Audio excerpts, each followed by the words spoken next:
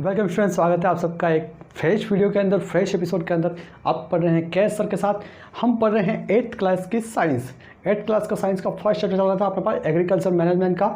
उसका एक टॉपिक चल रहा था एग्रीकल्चर प्रैक्टिसेस। टोटल 7 प्रैक्टिसेस थी, मतलब उसके 7 मेथड्स थे एग्रीकल्चर के। उसमें से 5 मैं ऑलरेडी कंप्लीट कर चुका हूँ। अभी लास्ट 2 कॉन्सेप्ट्स हैं वो मैं पढ़ाने वाला हूँ। एक होता है harvesting and the second one is storage. Last में होता है, सबसे लास्ट में स्टोरेज होता है। तो अपन बात करते हैं एक एक करके। तो चलिए शुरू करते हैं। अपन बढ़ते हैं हार्वेस्टिंग। हार्वेस्टिंग होती क्या? हार्वेस्टिंग होती है कटाई। ठीक है, डेफिनेशन अगर पढ़ ले तो होता है after the ripening of crop final farmers cut the entire crop which is called harvesting. Ripening मतलब पकने आना। जब फसल पक जाती है, after the ripening of crop, जब फसल पक जाती है, then farmers cut the crops. जो एंटायर क्रॉप होती है खेत के अंदर, फील्ड के अंदर जितनी भी फसल होती है उन सबको फार्मर क्या कर देता है? कट कर लेता है। कट करके एक जगह उसको स्टोर कर देता है, रख लेता है। ये जो प्रोसेस होती है उसको बोलते हैं हार्वेस्टिंग। अब हार्वेस्टिंग जो होती है वो 2 प्रकार से होती है, मेथड से होते हैं। ट्रेडिशनल वे होता है उसका था बाइसिकल। ट्रेडिशनल में बाइसिकल, सिकल मतलब कुदाली, कुदाली से दातरी, कुदाली कुछ बोलते हैं उसको। हार्वेस्टिंग सिकल, उसको सिकल द्वारा काटते थे हार्वेस्टिंग, मतलब पुराने मेथड के अंदर। ठीक है, उस समय जब मशीन्स नहीं होती थी, टेक्नोलॉजी नहीं आई थी। लेकिन मॉडर्न वे में उसको बाय हार्वेस्टर, हार्वेस्टर आते हैं आजकल बहुत सारे हैं। ट्रैक्टर्स बहुत सारे, मतलब ट्रैक्टर्स के लगा के ऐसे घुमाते हैं कि वो पूरी की पूरी फसल एक साथ ही कट के उसमें स्टोर हो जाती है ऑटोमेटिक, और फिर वो उसको साइड अप कर लेते हैं। तो ये 2 मेथड हो गए, एक होता है ट्रेडिशनल और दूसरा मॉडर्न वे हो गया। ठीक है, अब आती है बात हार्वेस्टिंग जो करते हैं उसके बाद होता क्या है। हार्वेस्टिंग के बाद आती है थ्रेशिंग। थ्रेशिंग आपने साम सुना होगा। थ्रेशर, मैं एक वर्ड्स बनाता हूँ, थ्रेशर। थ्रेशर से ज़्यादा लोगों को समझ में आ रहा होगा। थ्रेशर का वर्ड आजकल हर कोई सुनता है कि थ्रेशर आया है अपने खेतों में। थ्रेशर का मतलब होता है एक थ्रेशर मशीन होती है जो काम करती है उस फसल, जो हार्वेस्टिंग के बाद जो फसल होती है, जो पूरे अपने तने के साथ होती है, अपनी पूरी बॉडी के साथ होती है। क्योंकि जो सीड्स होती है, जो क्रॉप होती है, जैसे गेहूँ का पौधा है, तो गेहूँ की पूरी फसल जब कटेगी तो उसको बोलते हैं हार्वेस्टिंग। लेकिन उसके अंदर से सीड जो निकाला जाता है उसको बोला जाता है थ्रेशिंग। तो थ्रेशिंग ऐसी प्रोसेस होती है। Threshing the process of take out seeds from dried crops. जब हार्वेस्टिंग हो जाती है तब उस फसल को कुछ ना कुछ फसल वेट होती है, उस वेट फसल मतलब गीली होती है, तो उसको पहले सुखाया जाता है। उस फसल को पूरी तरह से सुखा के, क्योंकि उसको धूप के अंदर छोड़ दिया जाता है। देखा होगा आपने, फसल को जब काट देते हैं, हार्वेस्ट कर लेते हैं, उसके बाद उसको धूप खेत के अंदर ही एक जगह इकट्ठा करके धूप के अंदर सुखाते हैं। जब वो सूख जाती है तब उसके अंदर से सीड्स निकालते हैं। जो सीड्स निकाला जाता है, मतलब बीज निकाला जाता है, उस मेथड को क्या बोलते हैं? थ्रेशिंग बोलते हैं। थ्रेशिंग जो होती है वो 2 प्रकार से होती है। थ्रेशिंग होती है, एक होती है बाय हैंड, एक होती है बाय मशीन।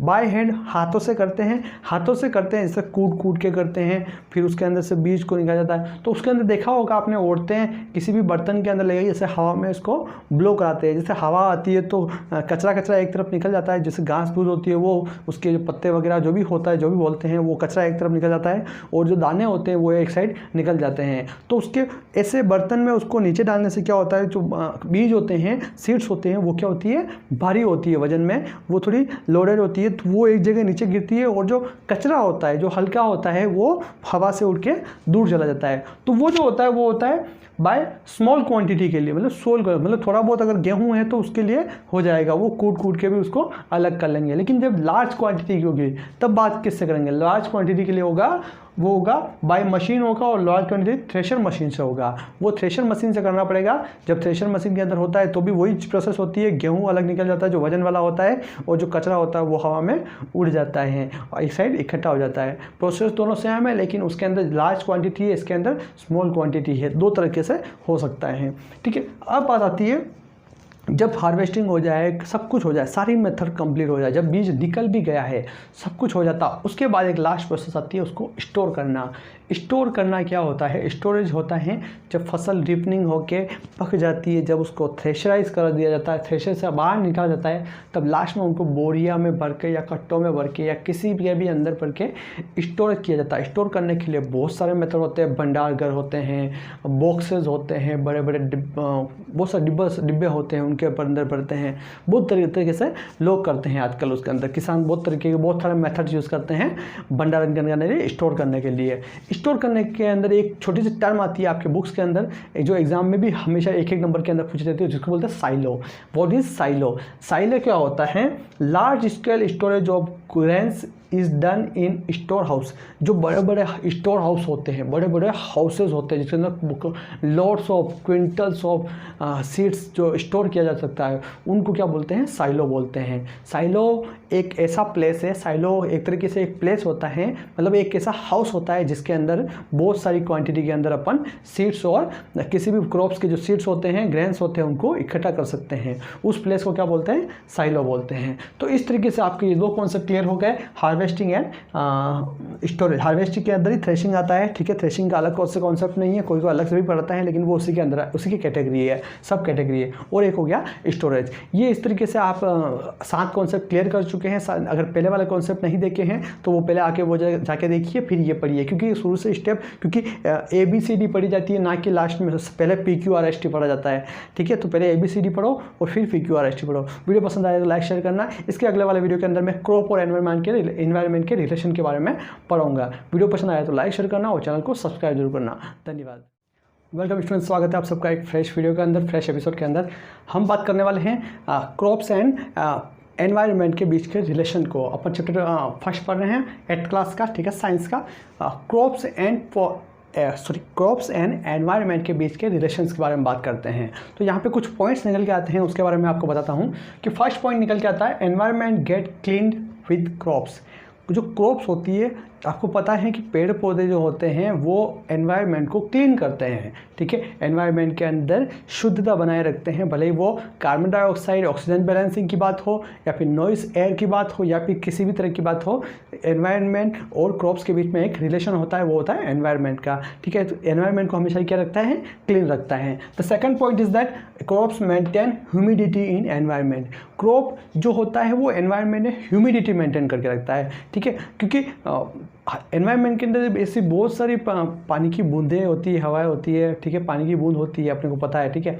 और वो उसका कारण ये होता है कि क्रॉप्स के पत्ते जो होते हैं, क्रॉप्स के पत्ते होते हैं, वो भी प्रकाश संश्लेषण की प्रक्रिया करते हैं, आपको पता ही है, ठीक है। फोटोसिंथेसिस की प्रोसेस होती है, तो उसकी वजह से भी ह्यूमिडिटी बनी रहती है एनवायरनमेंट और पेड़ पौधों क्रॉप्स के बीच में। तो अगला पॉइंट निकल के आता है, वो होता है crops are helpful in balancing between O2 and CO2, ठीक है। आपको पता ही है कि पेड़ पौधे होते हैं वो कार्बन डाइऑक्साइड लेते हैं दिन में और ऑक्सीजन को रिलीज करते हैं, तो ये भी एक बैलेंसिंग रहता है कार्बन डाइऑक्साइड और ऑक्सीजन के बीच में by crops and environment relation. The fourth point is that crops regulates temperature of surrounding. Crops होती है, देखना है गर्मी के टाइम पे हरियाली की वजह से ही बैलेंस रहता है टेम्परेचर। जो क्रॉप्स होती है वो टेम्परेचर को मेंटेन करके रखती है, क्योंकि अगर क्रॉप्स नहीं होगी, हरियाली नहीं होगी, तो वो टेम्परेचर बहुत ही हाई हो जाएगा। तो ये भी एक मेजर रीज़न है क्रॉप्स और एनवायरनमेंट के रिलेशन के बीच में, कि वो टेम्परेचर को मेंटेन रखते हैं। The fifth point one is the crop protect upper fertile layers of soil from storm, wind and flood. जब बाढ़ आती है या फिर कोई स्टॉर्म आता है या फिर विंड आती है, हवा आती है, तो क्या होता है, जब बाढ़ आती है तो मैक्सिमम केसेस में क्या होता है कि ज़मीन के ऊपर की जो फर्टाइल लेयर होती है वो उस बाढ़ के साथ बह जाती है। लेकिन अगर क्रॉप्स होगी, क्रॉप्स उस जगह ग्रो कर रही होगी, तो जो फर्टाइल लेयर होगी वो उस अर्थ के साथ, अपर लेयर के साथ बंध के रहेगी, तो वो जो फर्टाइल लेयर होती है अर्थ की, जो सॉइल होती है, वो वहाँ से नहीं हटती है। तो ये भी एक मेजर रिलेशन होता है क्रॉप्स और एनवायरनमेंट के बीच में। The sixth point is that crops lower the air noise pollution. Air and noise pollution वो जगह एयर और नॉइस पोल्यूशन को भी कम करता है, क्योंकि क्रॉप्स अगर ऊंची होगी तो एक जगह से दूसरी भी जगह के बीच की जो नॉइस पोल्यूशन का जो मीडियम होगा वो मीडियम खत्म हो जाएगा, बीच में मीडियम आ जाएगा क्रॉप्स का। तो क्रॉप्स नॉइस पोल्यूशन को भी रिड्यूस करता है। The last and least point is that crop provide life and protection to the animal. बहुत सारे एनिमल्स ऐसे होते हैं जो पेड़ पौधों के बीच में रहते हैं, पेड़ पौधों के सहारा जीते हैं, तो उनको एक लाइफ प्रोवाइड करता है, उनको प्रोटेक्शन भी मिलती है। तो इस तरीके से मेजर रिलेशंस होते हैं क्रॉप्स और एनवायरनमेंट के बीच में। तो आप इनको पढ़िए, अगर आपको पसंद आया तो लाइक शेयर करके देना और सब्सक्राइब जरूर करना। धन्यवाद।